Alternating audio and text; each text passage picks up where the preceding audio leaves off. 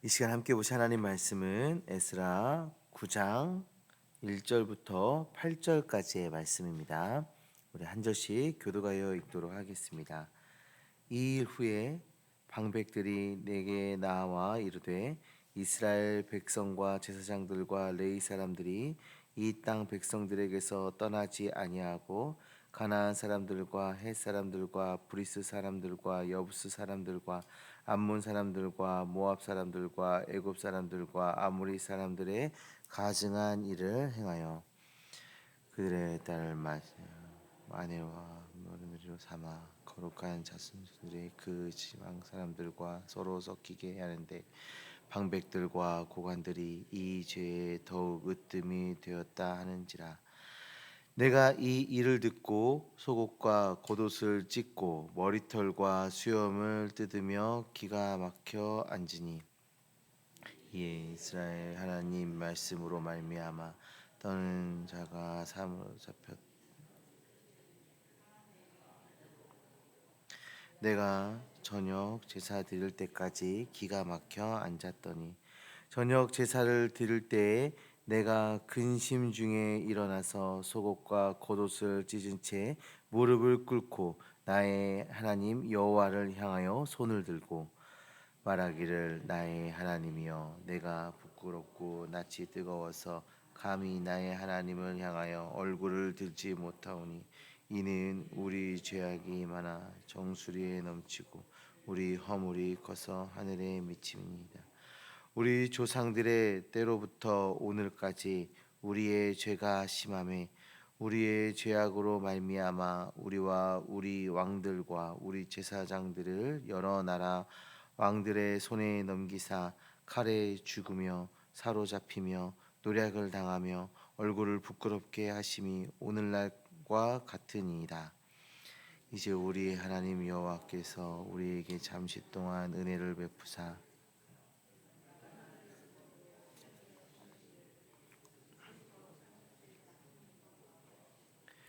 우리 하나님이 우리 눈을 밝히사 우리가 종노릇 하는 중에서 조금 소생하게 하셨나이다. 아멘. 살아계신 하나님의 말씀입니다. 사랑하는 성도님들, 이스라엘 백성은 바벨론 포로에서 귀환한 후 하나님의 은혜로 예루살렘 성전을 재건했습니다.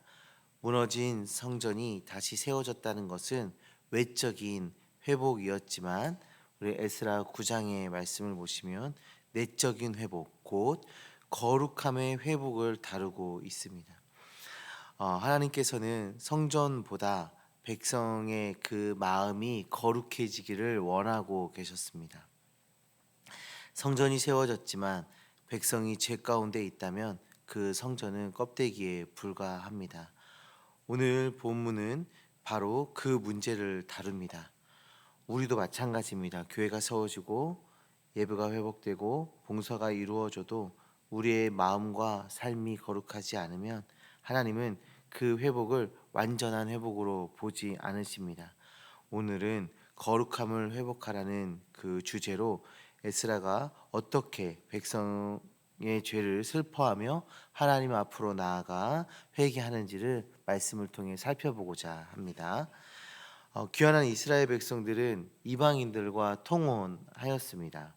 이것은 단순히 인종적으로 어떤 차별의 문제나 이런 것이 아니라 신앙의 타락을 이야기하는 장면입니다. 이방 여인들은 그들의 신을 함께 가져왔고 결혼을 통해 그 신앙이 이스라엘 안에 스며들게 했던 것입니다. 하나님은 이미 모세의 율법을 통해서 분명하게 말씀하셨어요. 신명기 7장 3절에서 4절 말씀을 보시면 너희는 그들과 통혼하지 말라. 그들이 내 아들을 돌이켜 그들의 신을 섬기게 하리라 라고 경고의 말씀을 주시기도 했습니다. 즉 하나님께서 금하신 것은 그 혼인 자체가 아니라 그 신앙이 혼합되어지는 것에 대해서 금지하셨던 거죠. 오늘날에도 우리는 세상과의 그 영적 통혼을 경계해야 합니다.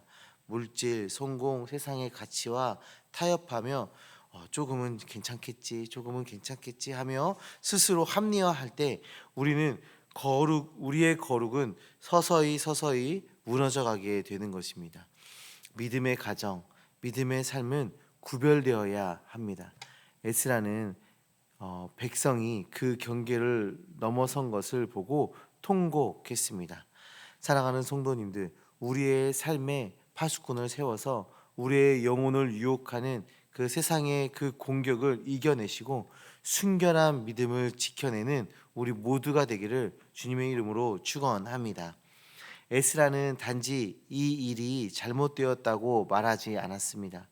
그는 자신의 옷을 찢고 머리털과 수염을 뜯으며 깊은 슬픔 가운데에 앉았습니다. 이것은 단순히 분노의 표현이 아니라 하나님의 거룩하심 앞에 자신도 함께 죄를 짊어지는 태도였습니다. 그는 저들이 죄를 지었습니다라고 말하지 않고 우리가 죄를 지었습니다. 우리의 죄가 하늘에 미쳤습니다라고 고백하고 있어요. 진정한 중보자는 그들의 죄가 아니라 우리의 죄를 슬퍼할 줄 아는 사람인 것입니다. 교회의 문제, 가정의 문제, 이 세상의 타락을 바라보며 우리가 손가락질하기보다는 무릎을 꿇고 눈물을 흘리고 있어야 하는 것이죠. 그때 하나님은 회복의 역사를 시작하시는 겁니다. 성도님들, 우리는 죄 앞에서 어떻게 반응하고 있습니까? 하나님의 말씀이 우리에게 들려지고 우리에게 그 회개를 요구하실 때 하나님 앞에 나아가 무릎을 꿇고 회개하고 계십니까? 에스라를 통해서 우리가 마음에 새겨야 할 것은 즉각 회개입니다. 죄가 발견되면 즉각 회개하고 하나님의 은혜를 구해야 하는 것입니다. 그리고 공동체의 죄악을 함께 감당하며 아파하며 하나님 앞으로 나아가야 하는 것이죠. 교회 안에서 누군가의 잘못을 지적하고 손가락질하고 그런 것이 아니라 그 연약함을 함께 아파하며 그것으로 회개하고 또 믿음 안에서 함께 자라가는 것을 구하는 우리의 신앙이 되어야 하는 것입니다. 사랑하는 성도님들, 죄 가운데 머물러 계시지 마시고 즉각 회개하는 믿음을 소유하시기를 소망합니다. 그리고 공동체의 아픔을 함께 느끼며 함께 회복하고 함께 자라가는 우리 모두가 되기를 주님의 이름으로 소망합니다. 에스라는 죄를 고백한 후 놀라운 한마디를 합니다. 그러나 이제 잠시 동안 여호와께서 은혜를 베푸셨나이다. 그 죄악의 깊음 속에서도 하나님은 은혜의 끈을 놓지 않으셨다는 사실을 고백하고 있는 것입니다. 그 은혜로 그들은 다시 성전을 세우고 말씀을 배우며 그 신앙 공동체를 회복할 수 있었던 것이죠. 하나님은 징계는 하시지만 멸망시키지 않으십니다. 그분의 징계는 회복을 위한 징계입니다. 우리가 죄를 깨닫고 돌아서기만 하면 하나님은 반드시 우리를 붙드십니다.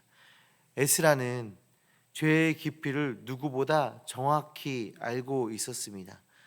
그는 하늘에 미쳤다라고 말합니다. 죄가 너무 많아서, 죄가 너무 높아서 더 이상 숨길 수도 없고 변명할 수도 없습니다 라고 고백하고 있는 것이죠. 그런데 바로 그 순간 그는 죄보다 크신 하나님의 은혜를 발견하게 되는 거죠. 그는 자신들의 죄가 하늘에 닿을 만큼 컸지만 하늘보다 높으신 하나님의 긍휼은 그 죄를 덮기에 충분함을 믿었습니다. 하나님은 죄를 덮는 분이 아니라 죄인을 덮으시는 분이십니다. 죄를 용납하시는 분이 아니라 죄인을 포기하지 않은 분이심을 지금 에스라는 고백하고 있는 것이죠. 에스라는 깨달았습니다.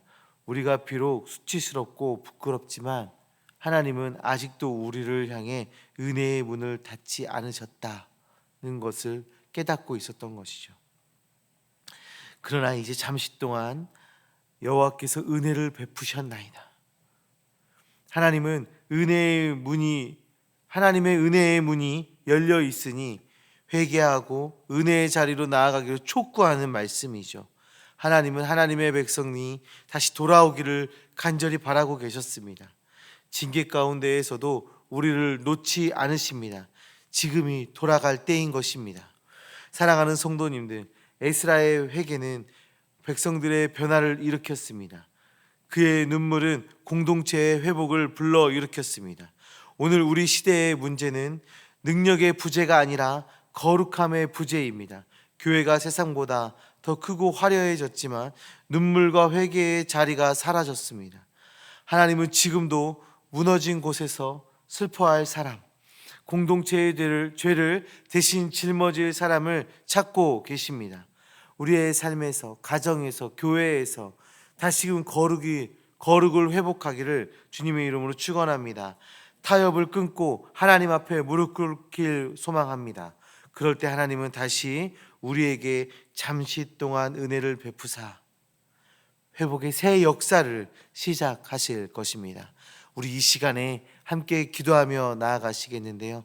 먼저 우리의 삶 가운데 잃어버린 그 거룩을 주님께 고백하며, 주님, 우리로 거룩한 주의 백성 되게 하여 주시옵소서. 죄를 미워하고 하나님을 더 사랑하는, 하나님의 말씀대로 살아내는 주의 제자들 되게 하여 주시옵소서 기도하시기 바랍니다. 또한 우리 가정과 교회와 이 사회의 그 죄악을 주님 앞에 고백하며 주님 용서하여 주시옵소서. 거룩한 믿음의 가정 되게 하여 주시옵소서. 거룩한 주의 교회 되게 하여 주시옵소서. 거룩한 주의 나라 되게 하여 주시옵소서 하며 우리 이 시간에 주 앞에 기도하며 나아가는 시간 갖도록 하겠습니다. 함께 기도하시고 또 각자의 기도 제목 가지고 간절히 기도하며 나아가